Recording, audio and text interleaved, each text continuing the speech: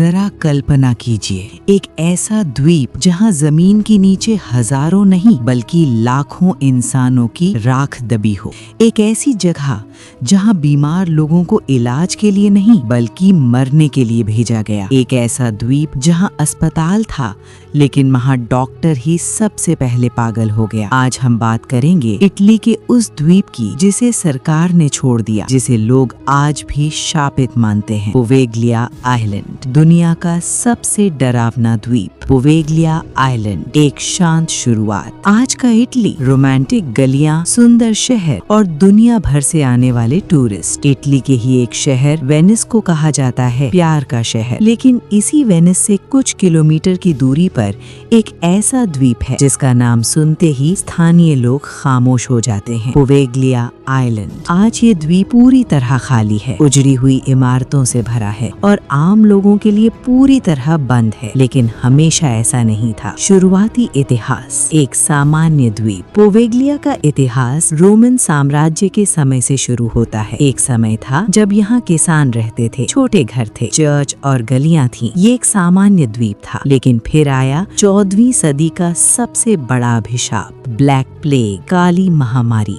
इस बीमारी ने यूरोप की लगभग आधी आबादी को मार डाला। हर दिन हजारों मौतें हुई, शहरों में लाशों के ढेर लग गए। वेनिस जैसे बड़े शहर में स्थिति नियंत्रण से बाहर हो गई। मौत का फैसला, पोवेगलिया भेजो। वेनिस सरकार ने एक फैसला लिया, जो भी बीमार है, जो भी संदिग्ध है, उसे शहर से बाहर भेज दो। और उस फैसले का नाम था पोवेगलिया आइलैंड। लोगों को नावों में भरकर जबरदस्ती परिवार से अलग कर इस द्वीप पर छोड़ दिया गया। भाग 5, जिंदा लोगों की चिताएं। पोवेगलिया पर कोई अस्पताल नहीं था, कोई दवा नहीं थी, कोई डॉक्टर नहीं था, सिर्फ बड़े गड्ढे, आग और मौत। बीमार लोग धीरे धीरे तड़पते, दर्द से चिल्लाते और फिर मर जाते। जो बच जाते उन्हें भी संक्रमण के डर से जिंदा जला दिया जाता। सामूहिक कब्रें और इंसानी राख। इतनी लाशें थीं कि दफनाने की जगह नहीं बची, इसलिए गड्ढों में लाशें, ऊपर से आग, फिर मिट्टी। इतिहासकार मानते हैं कि आज पोवेगलिया की जमीन का लगभग आधा हिस्सा इंसानी राख से बना है। यानी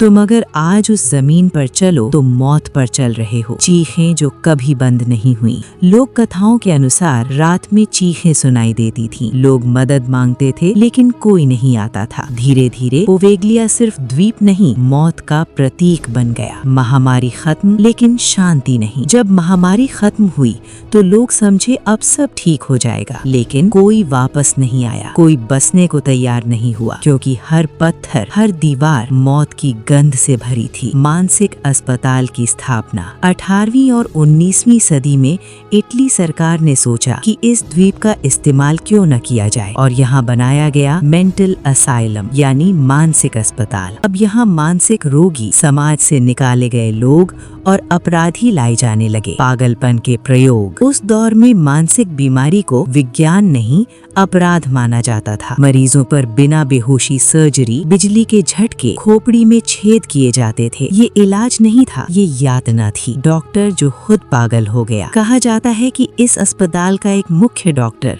यहाँ की घटनाओं से खुद पागल हो गया। उसे लगता था मरीज उससे बात कर रहे हैं, आत्माएं उसका पीछा कर रही हैं। एक रात वो अस्पताल के टावर पर गया और नीचे कूद गया। कुछ लोग कहते हैं उसकी मौत नहीं हुई, उसे आत्माओं ने धक्का दिया। पैरानॉर्मल घटनाएं। आज भी लोगों को आवाजें सुनाई देती, परछाइयां दिखती, अजीब एहसास होता। कई पैरानॉर्मल इन्वेस्टिगेटर्स वहां जाने के बाद बीमार पड़ गए। सरकार का डर। इटली सरकार कहती है इमारतें अनसेफ हैं, लेकिन रियल वजह आज तक नहीं बताई गई। 2014 में एक व्यक्ति ने द्वीप खरीदने की कोशिश की। कुछ ही महीनों में उसने सब छोड़ दिया। उसने कभी वजह नहीं बताई। क्या पोवेगलिया सच में शापित है? सवाल ये नहीं है कि क्या वहाँ भूत हैं। सवाल ये है कि इतनी मौतें क्या किसी जगह को हमेशा के लिए बदल देती हैं? सोचने पर मजबूर करने वाला अंत। कुछ जगहें इतिहास नहीं होती, वो इंसानों की पीड़ा की कब्र होती हैं। पोवेगलिया आइलैंड हमें याद दिलाता है कि इंसान जब डरता है तो इंसानियत छोड़ देता है। अगर आपको ऐसी सच्ची, डरावनी और खोई हुई जगहों की कहानियां पसंद है तो चैनल को सब्सक्राइब करें, क्योंकि दुनिया आज भी पूरी तरह समझी नहीं गई है।